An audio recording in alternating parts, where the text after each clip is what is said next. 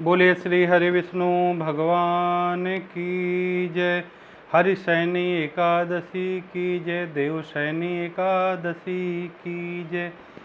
परम मंगलकारी विशेष देवशयनी एकादशी, इसका व्रत 25 जुलाई को रहेगा और यह एकादशी 24 जुलाई सुबह 9:12 से लेकर 25 जुलाई 11:34 तक रहेगी।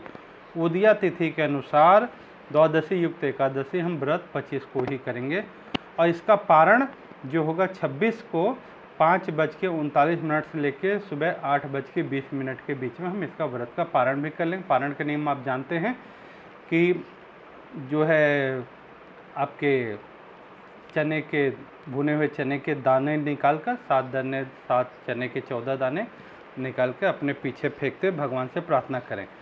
और बहुत विशेष ध्यान रखें कि देवशयनी एकादशी जो है ये भगवान अब एक चतुर्मास में 4 महीना भगवान योग निद्रा में रहेंगे। भगवान सो नहीं जाते हैं, भगवान योग निद्रा में और अधिक हमें आशीर्वाद और शक्ति ध्यान साधना प्रदान करते हैं। तो एकादशी के महात्म का श्रवण का बहुत विशेष महत्व है और इस दिन भगवान श्री हरि को कमल अगर संभव हो सके तो कमल के फूल से उनका पूजन करें, उन्हें कमल का फूल अर्पण करें और एकादशी महात्म का श्रवण करें तो विशेष पुण्यदायी है ये एकादशी जो देवशयनी एकादशी है। आइए इसके हम कथा के महात्म का श्रवण कर लेते हैं। युधिष्ठिर ने पूछा, भगवान आषाढ़ के शुक्ल पक्ष में कौन सी एकादशी होती है, उसका नाम और उसकी विधि क्या है, यह बतलाने की कृपा करिए। भगवान श्री कृष्ण बोले, राजन आषाढ़ शुक्ल पक्ष की एकादशी का नाम शयनी है। मैं इसका वर्णन करता हूँ। महान पूर्णमयी, स्वर्ग और मोक्ष प्रदान करने वाली, सब पापों को हरने वाली तथा उत्तम व्रत है।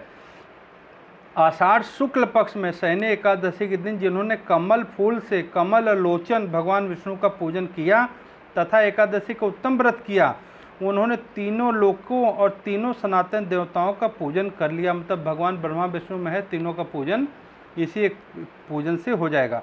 हरिशयनी एकादशी के दिन मेरा एक स्वरूप राजा बलि के यहाँ रहता है तथा दूसरा क्षीर सागर में शेषनाग की सैया पर तब तक शयन करता है जब तक आगामी कार्तिक की एकादशी नहीं आ जाती। अतः आषाढ़ शुक्ल पक्ष की एकादशी से लेकर कार्तिक शुक्ल पक्ष की एकादशी तक मनुष्य को भली भांति धर्म का आचरण करना चाहिए। जो मनुष्य इस व्रत का अनुष्ठान करता है वह परम गति को प्राप्त होता है। इस कारण यत्नपूर्वक इस एकादशी का व्रत करना चाहिए। एकादशी के रात में जागरण करके शंख चक्र और गदा धारण करने वाले भगवान विष्णु की भक्ति पूर्वक पूजन करना चाहिए। ऐसा करने से पुरुष के पुण्य की गणना करने में चतुर्मुखी ब्रह्मा भी असमर्थ हैं। राजन, जो इस प्रकार भोग और मोक्ष प्रदान करने वाले सर्व पापहारी एकादशी के उत्तम व्रत का पालन करता है वह जाति का चंडाल होने पर भी संसार में सदा मेरा प्रिय करने वाला है। जो मनुष्य दीपदान, पलाश के पत्ते पर भोजन और व्रत करते हुए चौमासा व्यतीत करते हुए मेरे प्रिय हैं।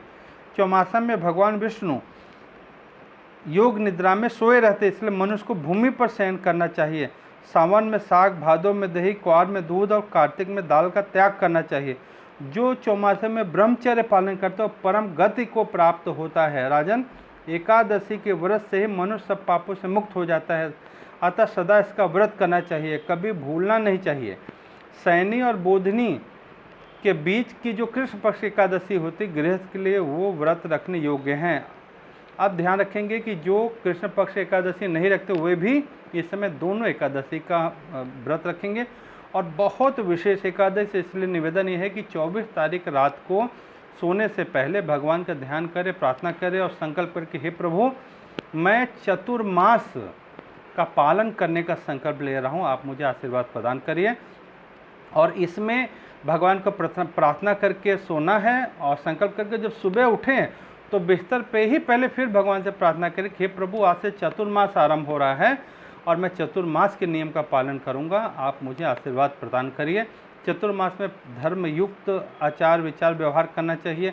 चतुर्मास में संभव हो तो भूमि शयन है और एक अपनी प्रिय वस्तु जो है उसका जो जिससे मन में विकार हो, वासनात्मक विचार हो, लोभ हो, मोह हो, कुछ भी एक ऐसी आदत हो जो जीवन में भविष्य में कष्ट देने वाली लग रही हो, उसको छोड़ने का संकल्प करें और भगवान श्री हरि विष्णु उसमें आपको आशीर्वाद प्रदान करते हैं।